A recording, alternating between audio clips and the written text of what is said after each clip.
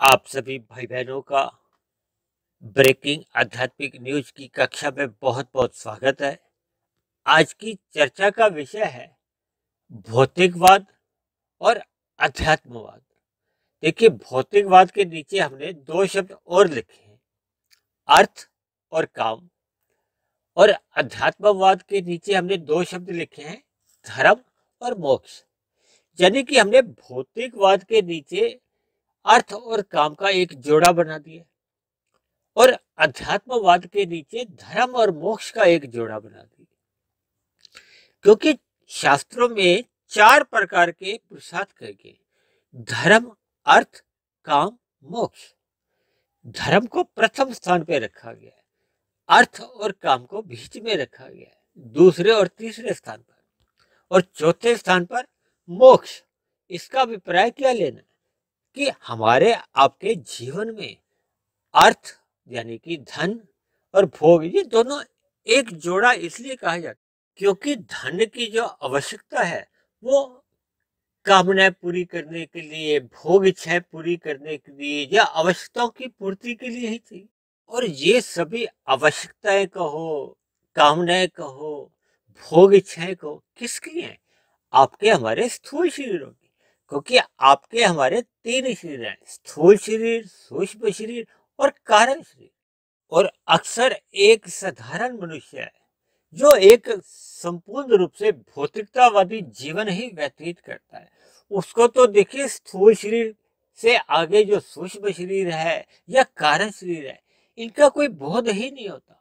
और मेरे पास तो देखिए आप सभी भाई बहनों के कभी कभी कुछ ऐसे प्रश्न आते हैं जिनसे मुझे ऐसा बोध होता है कि मनुष्य को अपने कारण शरीर का तो कभी उन्होंने नाम ही नहीं सुना। तब ऐसी स्थिति में देखिए, ये जो अध्यात्मवाद है या परमात्मा का जो एक मार्ग है, देखिए अध्यात्मवाद का अभिप्राय है आत्मा और परमात्मा से संबंधित जो एक विषय है उनसे लिया जाता है। तभी तो ये देखिए धर्म और मोक्ष को हमने अध्यात्मवाद के साथ जोड़ा है।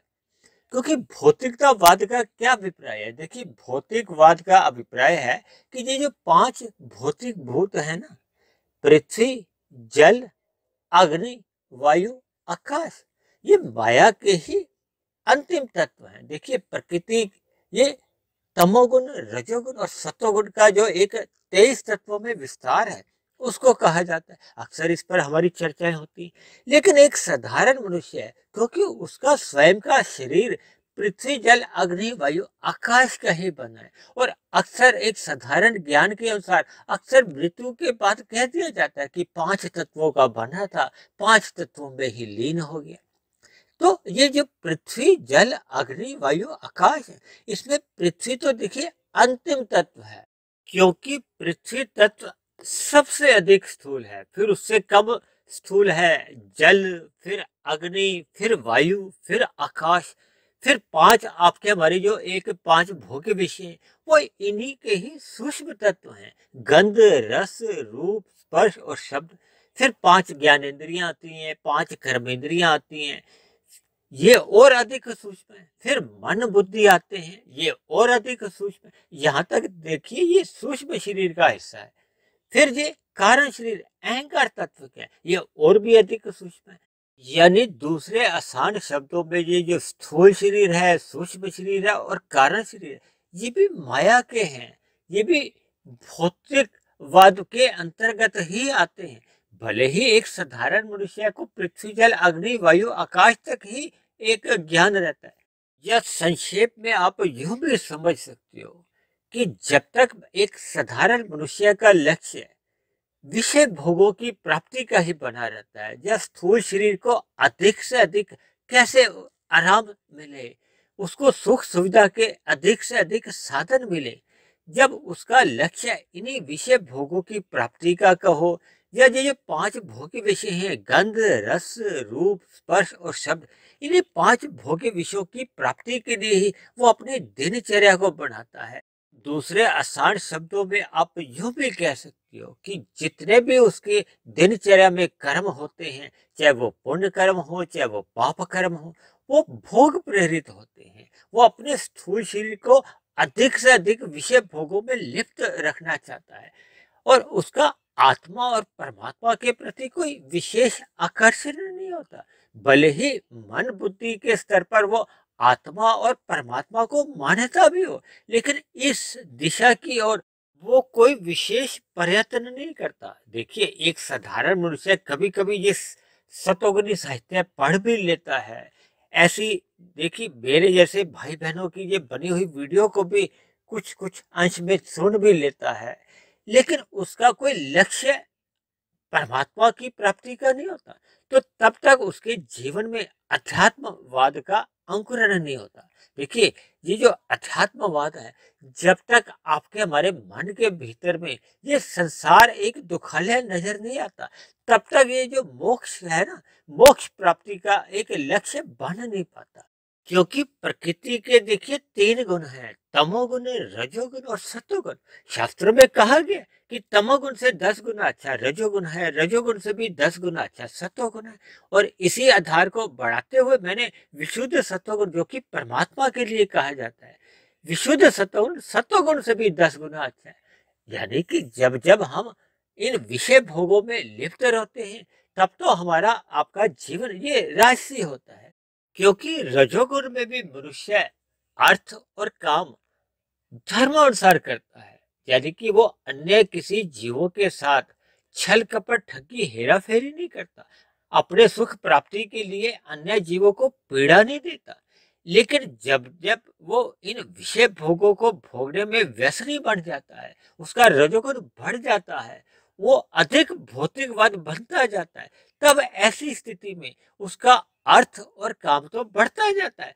और ऐसी स्थिति निरंतर बने रहने से, यानी कि इन विषय भोगों का जब वो व्यसनी बन जाता है, या इन विषय भोगों को भोगने में ही उसकी रुचि बनी रहती है और धर्म उसका कमजोर पड़ने लगता है, तो अब ऐसी स्थिति में फिर प्रथम स्थान पे उसका अर्थ और काम आ जाते हैं और धर्म उसका तीसरे स्थान पे चले जाता है। जब धर्म तीसरे स्थान पे चले जाता है, तब ऐसी स्थिति में देखिए, जो मोक्ष का लक्ष्य है उसका तो हम कल्पना भी नहीं कर सकते।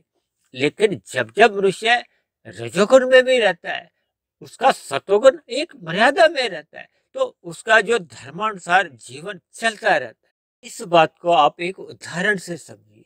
देखिए, जब जब आपके हमारे जीवन में भोग्य पदार्थ अधिक मात्रा में आते जाते हैं, तो आपका हमारा धर्म सहज ही कुछ अंश में घटने लगता है। और कब ये घटते घटते एक न्यून स्थिति में आ जाता है, मनुष्य को पता नहीं चलता। आप भाई बहन इस बात से अवगत हैं, तकरीबन 40-45 वर्ष पूर्व जब दूरदर्शन चैनल एक ही आता था, जब DD1 मेट्रो भी नहीं आता था, तो दूरदर्शन भी रात को तकरीबन 10:30-11 बजे नमस्कार कह के बंद हो जाता था। लेकिन आज की स्थितियां कैसी हैं?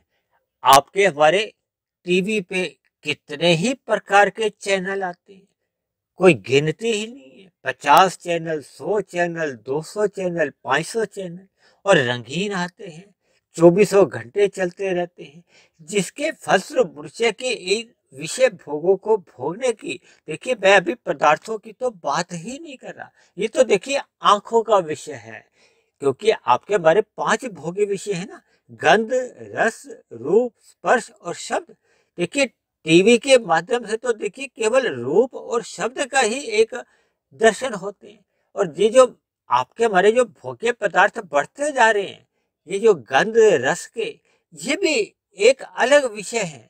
लेकिन जैसे जैसे आपके हमारे ये विषय भोग बढ़ते जाते हैं, तो मनुष्य के जीवन में ना चाहते हुए भी ये भौतिकतावाद बढ़ता जाता है। और जब जब भौतिकतावाद बढ़ता जाता है, तो घटता क्या है, आपके हमारे जीवन में ये अध्यात्मवाद घटता जाता है। क्योंकि देखिए, एक स्थिति जब बढ़ती है तो दूसरी सहज ही घटने लगती है। ऐसी हम कल्पना नहीं कर सकते कि दोनों एक ही स्थितियों में बढ़ने लगे। पहले ये अधिक भौतिकतावाद केवल विदेशों में ही चलन में था, लेकिन अब विदेशों का ये चलन भी भारत में भी आप देखा जा सकता है। देखिए, 24 घंटे लिखा होता है ना, 24/7, यानी कि सातों दिन 24 घंटे भोग उपलब्ध रहते हैं। क्योंकि सतोगुण के अभाव में ये जो आपका हमारा रजोगुण है, विषय भोगों की ओर जो आकर्षण है, मनुष्य फिसल जाता है, बह जाता है। और बहते बहते जब वो सतोगुण की लगाम से या नियंत्रण से छूट जाता है, तब ऐसी स्थिति में आपका हमारा तमोगुण बढ़ जाता है। तमोगुण का बढ़ना ही आपका हमारा विषय भोगों में डूबना कहलाता है। अक्सर पहले आपके हमारे रसोई घर में सीमित मात्रा में खाद्य पदार्थ उपलब्ध होते थे। इसी तरह आपके हमारे पहनने वाले कपड़े 4-6 जोड़ी होते थे।